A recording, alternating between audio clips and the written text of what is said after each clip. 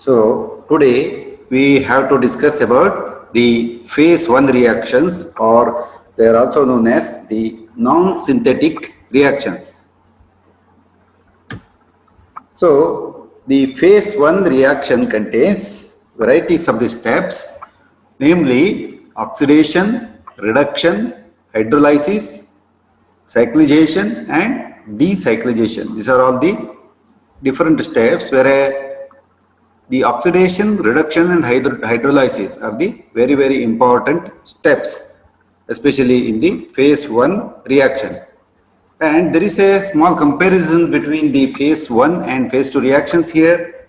The type of reaction that happens in phase 1 is oxidation, reduction and hydrolysis. These are the important reactions that's going to happen in case of phase 1 reactions, whereas in case of phase 2 it is what you call as the conjugations of many of the chemicals it will happen, whereas in case of phase 1 the increase in hydrophilicity means hydrophilic nature is small, whereas in case of phase 2 more and more hydrophilic molecules are being prepared and ultimately it is excreted. The general mechanism of the phase 1 reaction is it exposes the functional group of the chemical, whereas in case of the phase 2 reactions, the polar compound added to functional group. Especially this is a little bit chemistry is concerned in this particular thing, and the consequences of the phase 1 reaction is it results in metabolic activation of certain compounds, whereas in case of phase 2 it completely allows the excretion of a drug from the body. So what are all the reactions present in case of phase 2 is glucuronic acid conjugation, sulfate conjugation, and apart from this one, conjugation with glycine, glutamine and other amino acids. There's the conjugation. So usually what happens is many times the substrates of the phase 1 reactions are the the metabolites of the phase 1 reactions will be the substrate of phase 2 reactions. Here you can see a chemical with benzene structure, it is converted to phenol with hydroxylation, OH group is added, whereas a sulfate group will be added in case of phase 2 reaction, then it's converted to phenyl sulfate. So usually what happens with a single reaction also, the chemical get biotransformed or it may undergo both phase 1 and phase 2 reactions.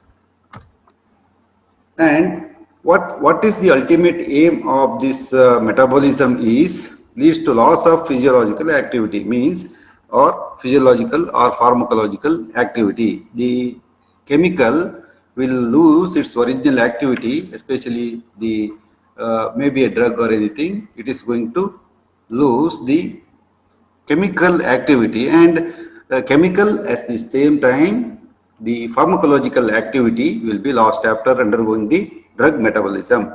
There will be increase in the polarity. Usually polarity always refers to the water solubility of the drug. That means more rapid elimination of the metabolite. That's the end result of the drug metabolism. And the metabolism is characterized by two phases of the reaction, that is the metabolic transformation, that's phase 1 reaction, and conjugation. So the metabolic transformation is the change in the chemical structure of a pharmaceutical compound, whereas the conjugation is the phase 2 reaction in which the molecule will be conjugated with the natural body substances.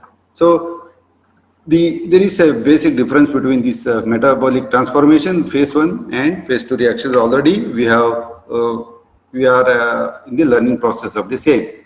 And in this diagrammatic representation you can see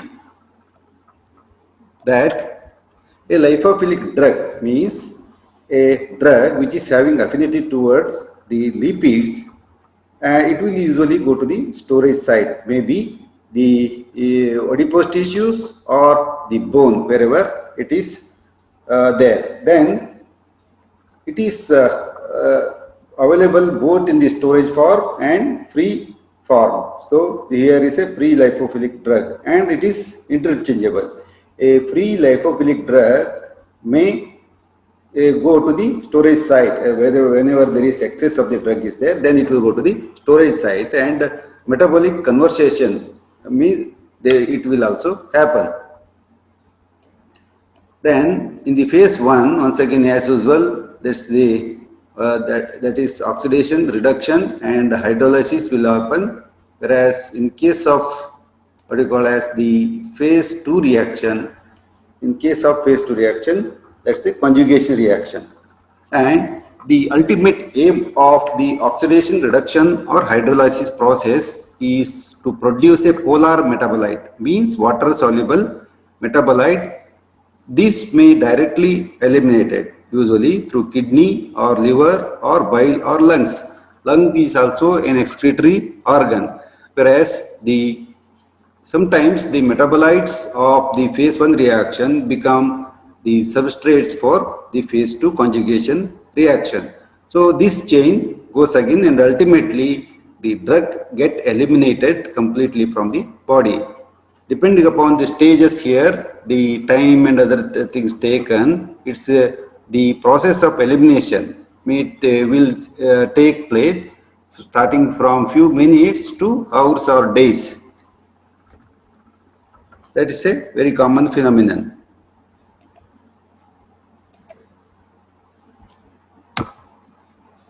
Then coming to the phase 1 reaction in details.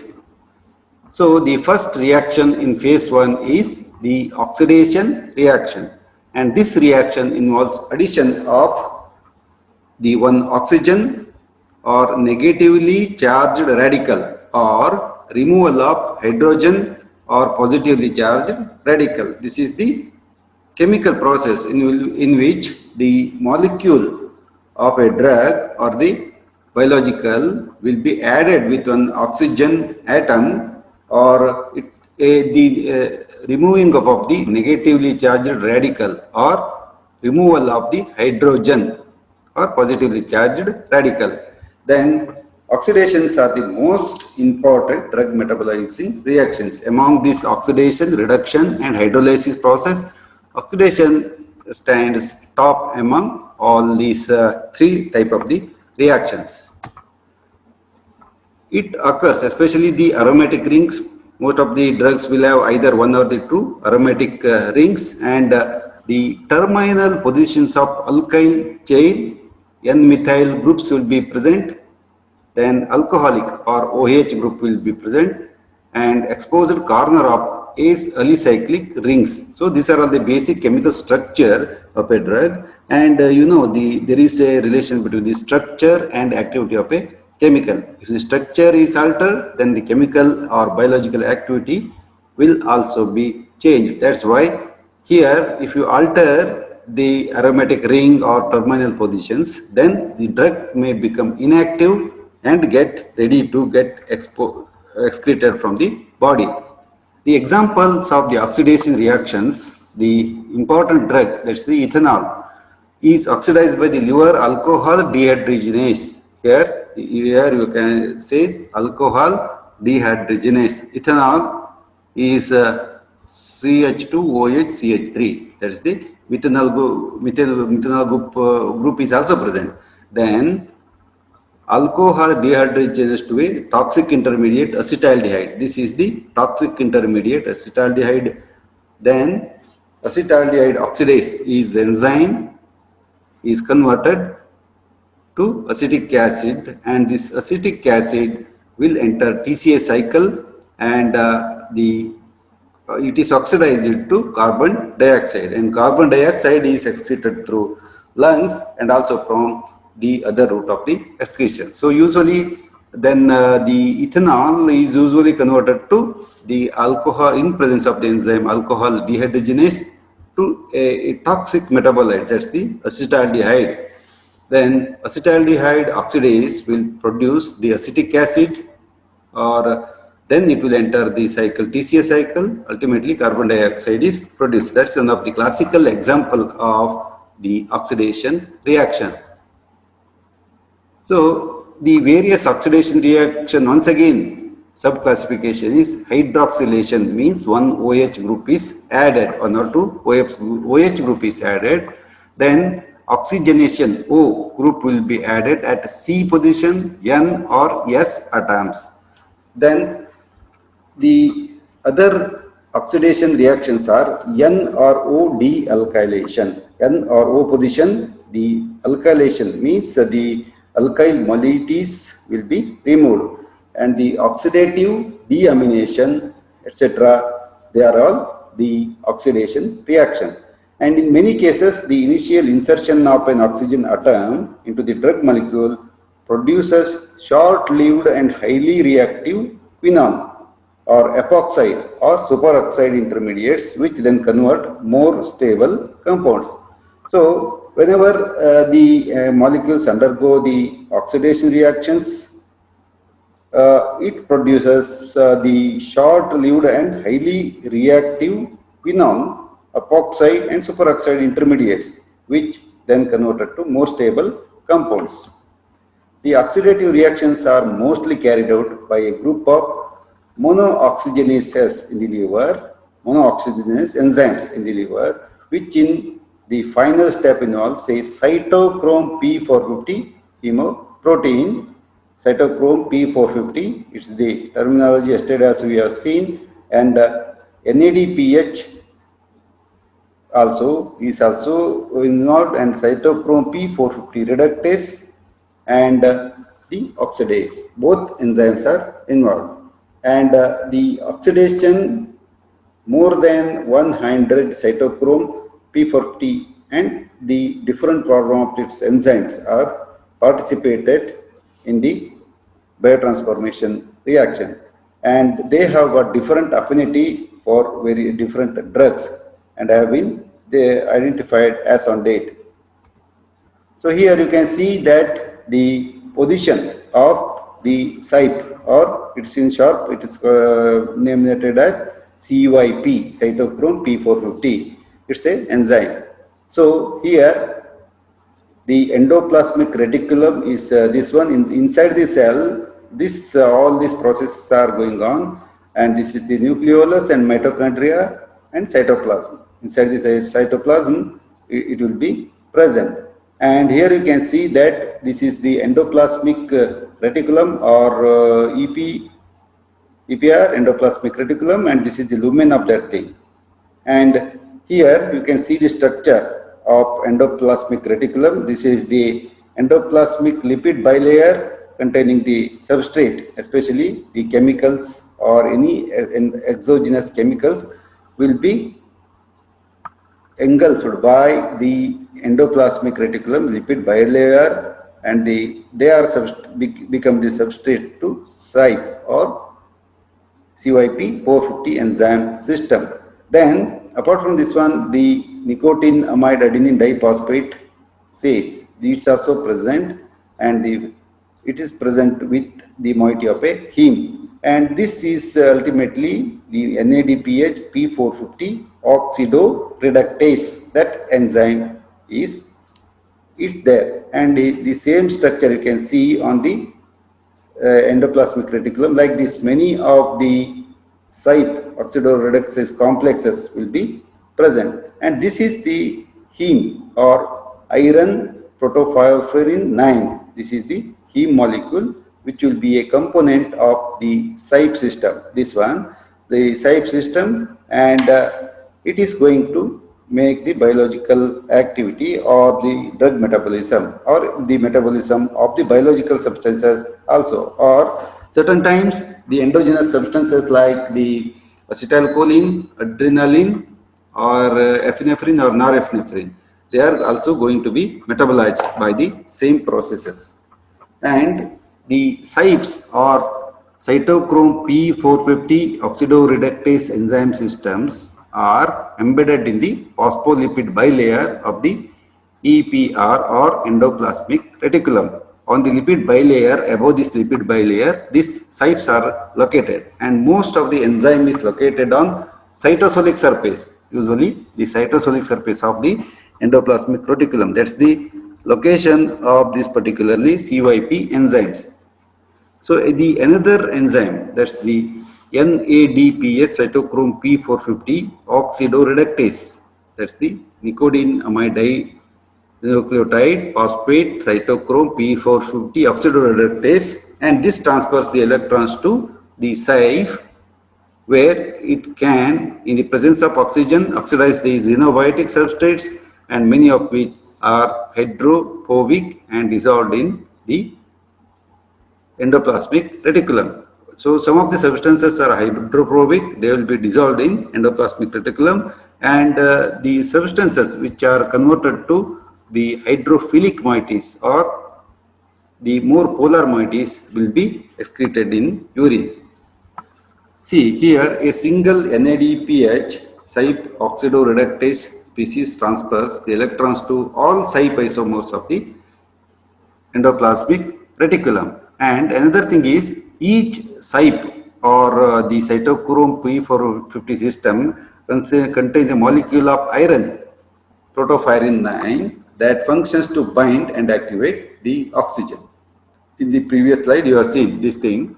Here, each CYP is containing one ferrous moiety, then it is having the reaction with that of the NADPH and ultimately NADPH P450 oxidoreductase enzyme system is formed.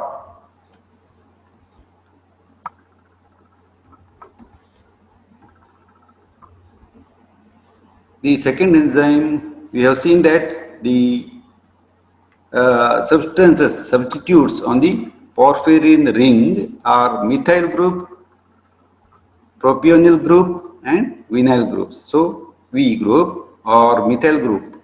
So this is especially this particular topic, the kinetics is a little bit about the chemistry, and read it several times so that you can understand it.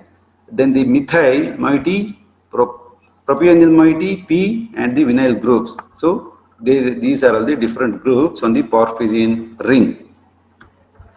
And the cytochrome P450 isozymes are grouped into families designed by the number 1, 2, 3 like this, because it is containing more than 100 isomers have been identified as on date, and many of the subfamilies are identified by the change in the chemical structure. That's 1, 2, 3 positions they are designated as, and each having several subfamilies designated by the capital letters A, B, and C, while individual isozymes are again allotted the numbers 1, 2, 3 like. This is for the proper identification of the isozymes or the subsystems, and only a few members of 3 isozymes families carry out metabolism, and most of the drugs and many drugs such as the tolbutamide, barbiturates, nifedipine are substrate for more than one isoform.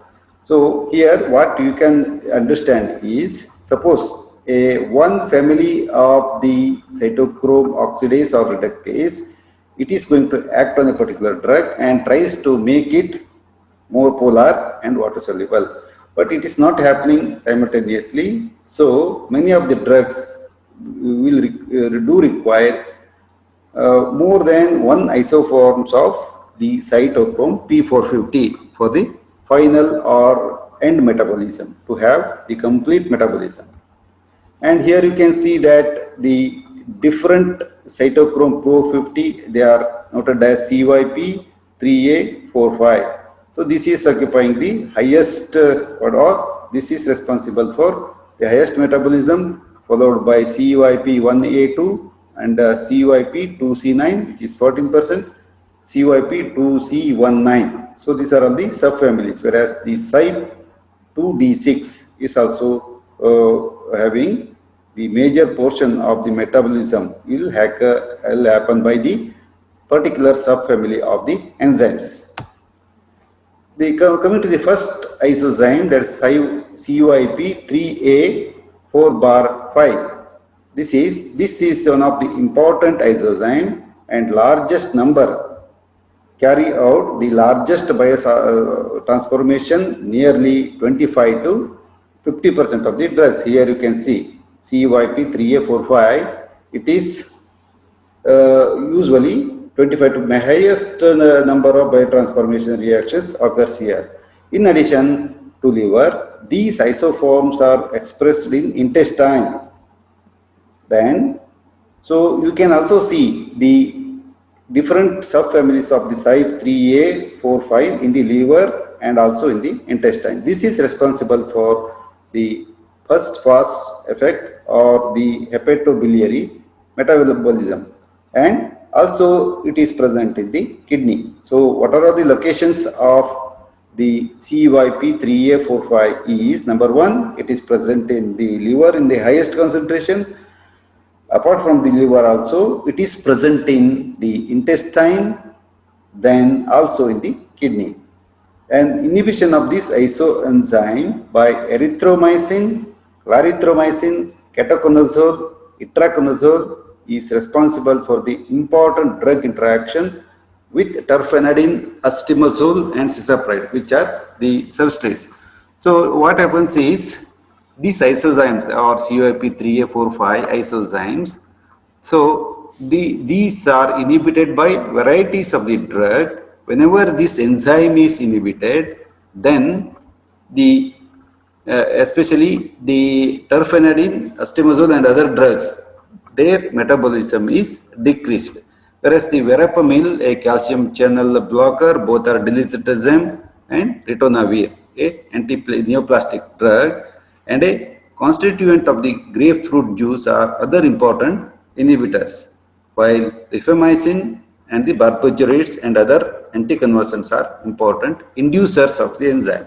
Here we are going to discuss in the next slides is what are enzyme inducers and what are enzyme suppressors. So here the enzyme inducers are the one which will increase the activity of the cytochrome P450 system and also increase the number of the enzymes.